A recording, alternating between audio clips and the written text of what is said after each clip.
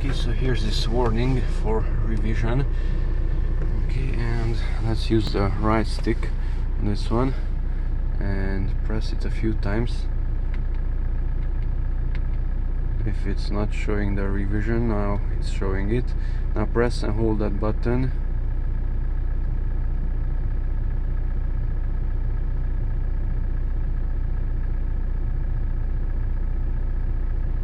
Now it's back to 30,000. Now you can release it.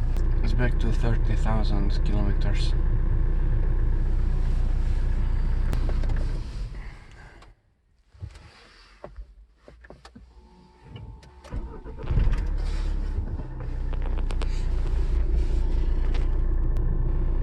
That's the automatic lights, they are off. The oil level is correct. And the error is gone.